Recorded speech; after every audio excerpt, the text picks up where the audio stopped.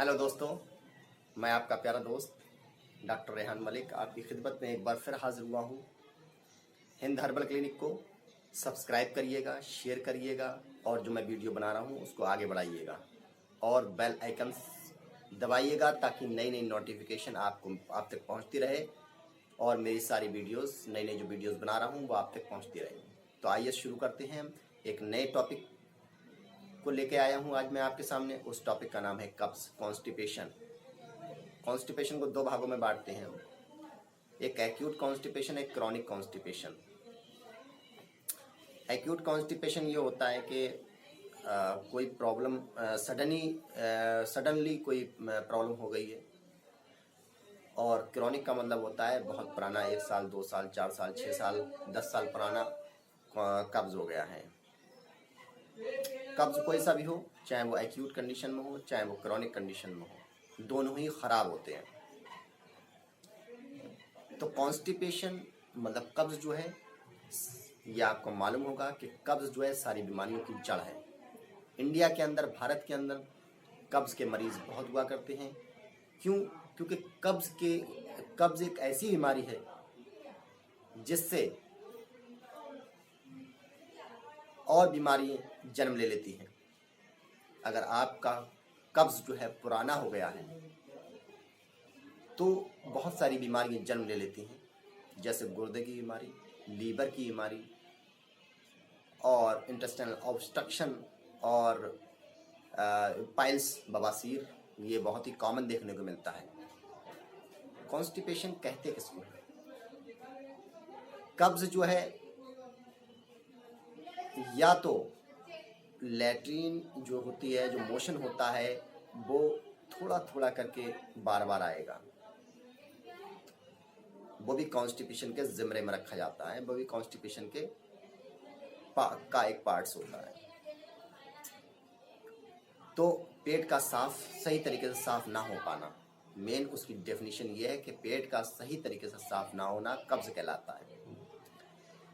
या फिर किसी भी दिन मोशन जो है या लैट्रिन जो है एक थोड़ा थोड़ा करके बार बार आना, या फिर 1 दिन या 2 दिन या 3 दिन गैप करके या 4 दिन गैप करके मोशन का होना, वो क्रॉनिक कॉन्स्टिपेशन में आता है।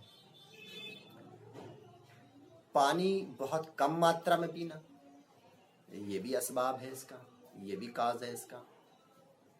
पानी को कम मात्रा में पीना, बाहर की चिकनी और पिज्ज़ा पराठे वगैरह खाना, और जितने भी जो हमारा जो बाहर की चीज़ें होती हैं, बर्गर है, और जो लोग बहुत इस्तेमाल करते हैं मोमोज़ वगैरह, इन सब, एक तो खाना भी खाया हमने, ऊपर से मोमोज़ भी खाए और इधर उधर की सारी चीज़ें, चिकनी वगैरह चीज़ें खाई, तो उससे क्या होता है, आंतों का जो मोमेंट होता है वो बहुत ही स्लो हो जाता है। जो पेरिस्टाल्टिक मोमेंट जो होता है, जो आंतें मोमेंट करती हैं, वो बहुत ही स्लो हो जाता है। जब स्लो हो जाता है तो मोशन सही तरीके से नहीं हो पाता है।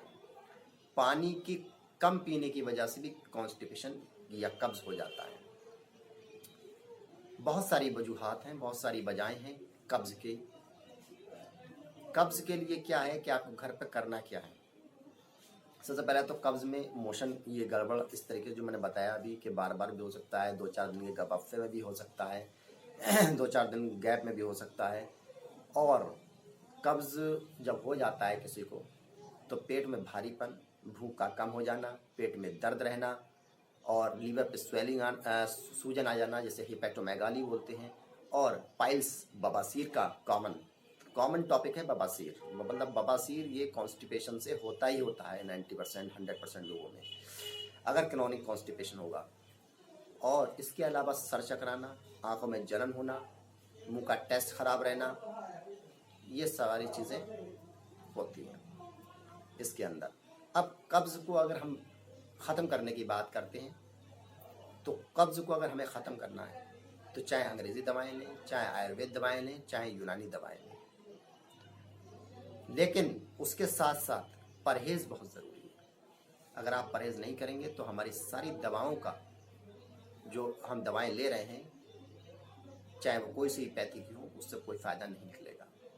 पानी की मात्रा ज़्यादा रखना है बॉडी के अंदर, कॉन्स्टिपेशन में पानी का बहुत रोल है। आप सबसे पहले आप जब कोई खाना खाएं तो खूब चबा के खाएं।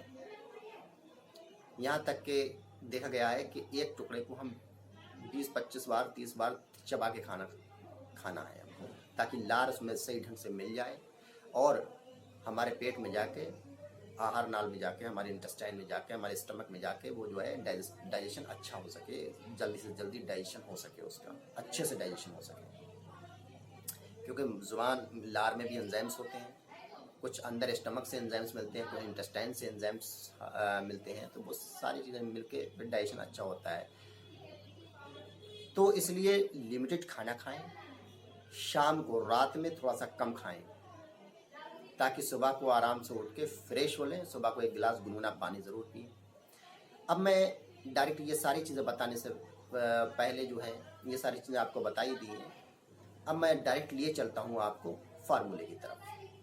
मैं जो आज फार्मूला लेके आया हूँ वो कब्ज के लिए बहुत ही बेहतरीन और बहुत ही लाजवाब और आजमूदा फार्मूला है।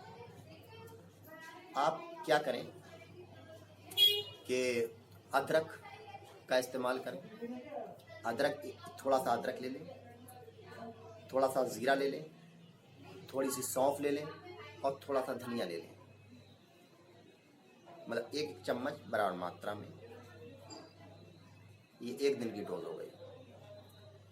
आप मतलब बराबर मात्रा में लेना है, चाहे 4-4 चम्मच कर लें, चाहे 5-5 चम्मच कर लें। चाहे अदरक को सुखा के उसको कूट के पाउडर बना लें। सौंफ, धनिया और ज़ीरा, इन सब चीज़ों को बराबर मात्रा में पाउडर बना के आप एक शीशे के डिब्बे में रख लें। और जब शीशे के डिब्बे में रख लेंगे तो उसको आधा चम्मच सुबह और आधा चम्मच शाम हम हल्के, अगर गर्मी हो तो ताज़े पानी से इस्तेमाल करेंगे और अगर ठंड हो तो गर्म पानी से इस्तेमाल करेंगे। पेट के अंदर बहुत ही ज़्यादा फ़ायदा महसूस होगा आपको। 40 दिन का कोर्स है, आप इसको इस्तेमाल करिएगा।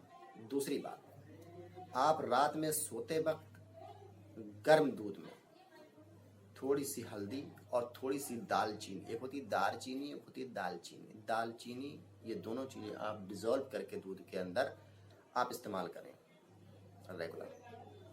तीसरी बात, तीसरा फार्मूला है मेरा, मैं 3 फार्मूले बताने जा रहा हूँ। तीसरा फार्मूला है मेरा कि जैतून का तेल या सरसों का तेल आप ले लें और अपनी जो नाड़ी होती है, नाभ होती है, उसके अंदर भर लें रात में सोते वक्त। रात में सोते वक्त नाभ के अंदर सरसों का तेल या जैतून का तेल भर लें, सो जाएं। सुबह को उसको साफ कर लें। ये मुसलसल आपको 40 दिन इस्तेमाल करना है। इसको और ज़्यादा इस्तेमाल भी कर सकते हैं।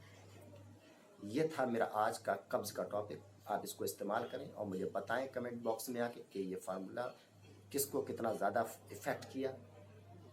अगली वीडियो के साथ मैं एक नई वीडियो के साथ एक बार फिर हाजिर होऊंगा। तब तक के लिए मुझे इजाज़त दीजिए।